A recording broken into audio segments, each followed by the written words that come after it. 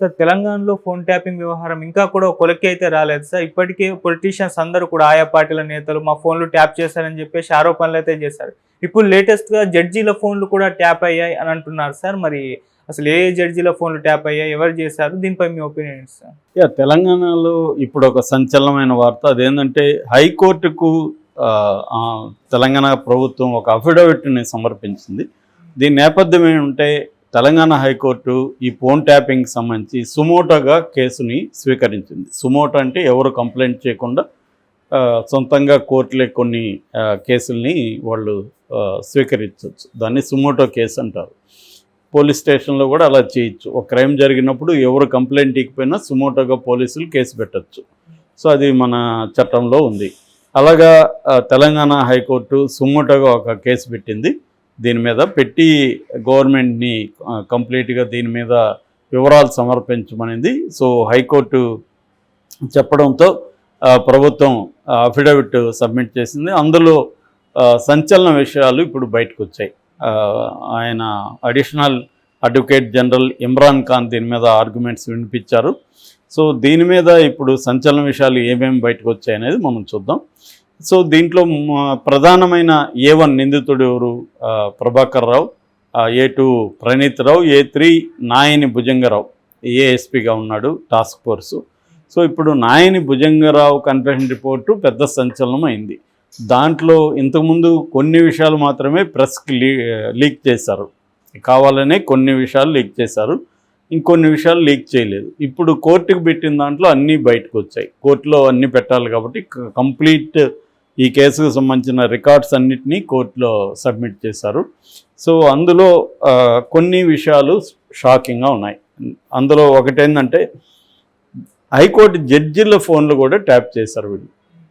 మామూలుగా ఇప్పటివరకు మనకు తెలిసింది ఏంది, రాజకీయ నాయకుల ఫోన్లు ట్యాప్ చేశారు. అందులో ప్రతిపక్షానికి చెందిన రాజకీయ రేవంత్ రెడ్డి, ఈటెల రాజేందర్ ఇలాంటి వాళ్ళవి.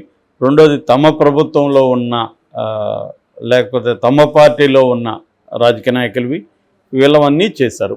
అట్లాగే అధికారులు కొంతమంది అధికారుల ఫోన్లు కూడా ట్యాప్ చేశారు. అట్లాగే కొంతమంది పారిశ్రామికవేత్తలు కావచ్చు, వ్యాపారస్తులు కావచ్చు, ఇలాంటి వాళ్ళ ఫోన్లు కూడా ట్యాప్ చేశారు. అలాగే ప్రముఖ జర్నలిస్టుల ఫోన్లు కూడా ట్యాప్ చేశారు. అలాగే సినిమా వాళ్ళ ఫోన్లు కూడా ట్యాప్ చేశారు. సినిమా వాళ్ళు ఫోన్లు చేసి ఎవరికెవరితో రిలేషన్షిప్స్ ఉన్నాయి అవన్నీ కూడా కనుక్కొని వాళ్ళని బ్లాక్మెయిల్ చేయడం, ఇవన్నీ కూడా చేశారు. ఇప్పుడు కొత్తగా తెలుస్తున్న విషయం ఏంటంటే జడ్జిల్ని కూడా వీళ్ళు వదలలేదు. జడ్జిల భార్యల్ని వాళ్ళ ఫోన్లు, వాళ్ళ దగ్గర ఉన్న డ్రైవర్ల ఫోన్లు, ఇలాగా అంతా కూడా ట్యాప్ చేశారనే విషయం ఈ అఫిడవిట్లో బయటకు వచ్చింది. ప్రధానంగా ఒక జడ్జి గారి పేరు బయటకు వచ్చింది. అదేంటంటే కాజా శరత్ అనే జడ్జి గారు, ఆయన భార్య మాధవి గారు, వీళ్ళిద్దరి ఫోన్లు ట్యాప్ చేశారు అనే విషయం ఈ అఫిడవిట్లో బయటపడిందని వార్తలు వచ్చాయి. సో అంటే జడ్జి గారి ఫోన్లు కూడా వీళ్ళు చేసి వాళ్ళకున్న బలహీనతలు కావచ్చు, లేకపోతే వాళ్ళకున్న ప్రైవేట్ అఫైర్స్ కావచ్చు, లేదా వాళ్ళు ఎవరెవరితో ఏమేమి మాట్లాడుతున్నారు, ఈ విషయాలన్నీ కూడా కనుక్కొని దాని మీద కూడా నిఘా పెట్టారు అనేది ఇప్పుడు ఆరోపణ. ఇది చాలా సంచలనంగా ఉంది. దీని మీద chief justice Alok Aradhe and justice T Vinod Kumar ఈ బెంచ్ దీని మీద సీరియస్గా స్పందించింది. దీని మీద కంప్లీట్గా డీటెయిల్స్ పెట్టమని, ఇంకా ఫర్దర్ డీటెయిల్స్ కావాలని అడిగింది. అలాగే కేంద్రానికి కూడా దీని మీద స్పందించమని, మీరేమి దీనికి జవాబు చెప్తారు అని కేంద్రానికి కూడా పార్టీ చేస్తూ కేంద్రానికి కూడా హైకోర్టు సీరియస్ అయింది. సో ఈ నేపథ్యంలో కేసీఆర్ అరెస్ట్ అయ్యే అవకాశాలు ఉన్నాయన్న వాదన ఇప్పుడు బయటకు వస్తుంది. ఎందుకంటే కోర్టులే కేసీఆర్ మీద కేసు నమోదు చేయమని చెప్పే అవకాశం ఉంది. సో అందుకనే వీళ్ళు ప్లాన్డ్గా రేవంత్ రెడ్డి మన చేతికి మట్టంటకుండా కోర్టుల ద్వారా కేసీఆర్ని అరెస్ట్ చేయిస్తే బెటర్ అన్న ఆలోచనలో ఉన్నట్టుగా మనకు కనబడుతుంది. ఎందుకంటే జగన్ చంద్రబాబును అరెస్ట్ చేయించడం వల్ల ఒక రకమైన సింపతి క్రియేట్ అయిందనేది ఇప్పుడు పోస్ట్ పోల్ సర్వేల్లో కూడా బయటకు వచ్చింది. అది బయటికి కనిపించలేదు కానీ నిశ్శబ్దంగా సింపతి అయితే ఉంది. ఈ వయసులో చంద్రబాబుని ఇబ్బందులు పెట్టారు, జైలుకి పంపించారు అన్నది కనబడింది. అది ఒక రకమైన ట్రాజిక్ నెరేటివ్ని జనంలోకి తీసుకెళ్ళింది. అంటే చంద్రబాబు భార్య భువనేశ్వరి కావచ్చు, బ్రాహ్మణి కావచ్చు, ఈ లేడీస్ అంతా బయటికి రావడం, ఇదంతా గతంలో జగన్కి ఎలాగైతే సింపతి క్రియేట్ అయిందో అలాగే చంద్రబాబు కూడా సింపతి క్రియేట్ అయింది అనేది ఇప్పుడు పోస్ట్ పోల్ అనాలిసిస్లో మనకి తెలుస్తాం. అలాగే ఇక్కడ నిజానికి ఈ కేసీఆర్ చంద్రబాబుతో పోలిస్తే చంద్రబాబు మోర్ ఫిజికల్గా యాక్టివ్.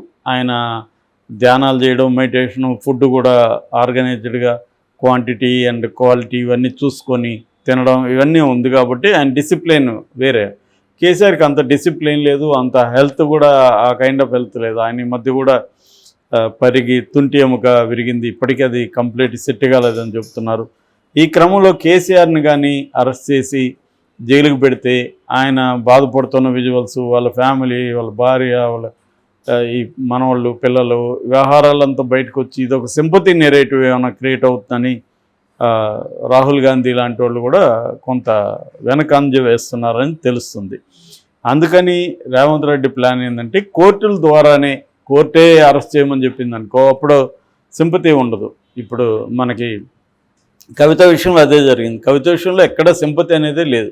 ఎవరితో మాట్లాడినా కావాల్సిందే సార్, ఇంకా 1 year జైల్లో ఉంచండి ఇలాగ మాట్లాడుతున్నారు. సింపతి రాలేదు.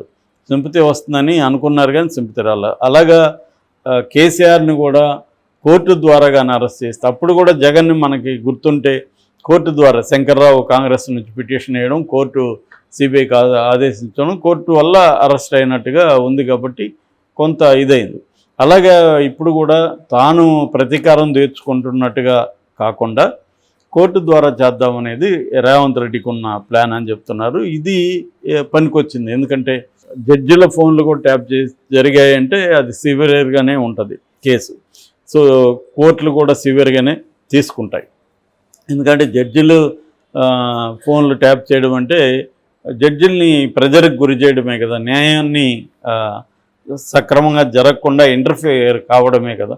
సో అది సివియర్గానే తీసుకుంటారు. ఇప్పుడు దానికి సంబంధించి మొత్తం ఇదైంది. దీంట్లో దాదాపు 100 మందికి సంబంధించిన స్టేట్మెంట్లు అవన్నీ కూడా తీసుకుంటున్నారు. ఒక్క ప్రణీత్ రావు టీంలోనే 10 మంది స్టేట్మెంట్లను వీళ్ళు కలెక్ట్ చేశారు. అట్లాగే ఈ డ్యామేజ్ అయిన మూసీలో హార్డ్ డిస్క్లంతా ప్రణీత్ రావు తీసుకెళ్ళి డ్యామేజ్ చేసేసాడు. అవన్నీ కలెక్ట్ చేసుకున్నామని అవి కూడా కోర్టుకు పెట్టారు. బట్ అందులో ఏది కూడా డేటా రికవరీ కాలేదు. నేను చాలాసార్లు చెప్పాను, మామూలుగా అట్లా ముక్కలు చేసేస్తే ఇంకా డేటా రికవరీ చేయలేం.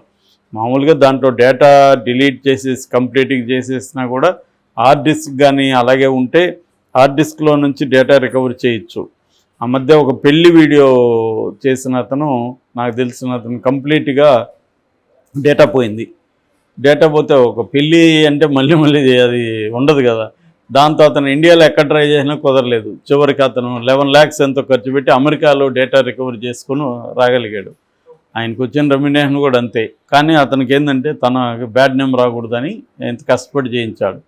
అలాగా హార్డ్ డిస్క్ ఉండి అదేమన్నా ఖరాబ్ అయింటే చేసుకోవచ్చు, కానీ దాన్ని ముక్కలుగా నరికేశాడు. ప్రణీత్ రావుకి ఇవన్నీ ఐడియా ఉంది కాబట్టి టెక్నికల్గా ఆయన దీనంతా కూడా ధ్వంసం చేసేసాడు.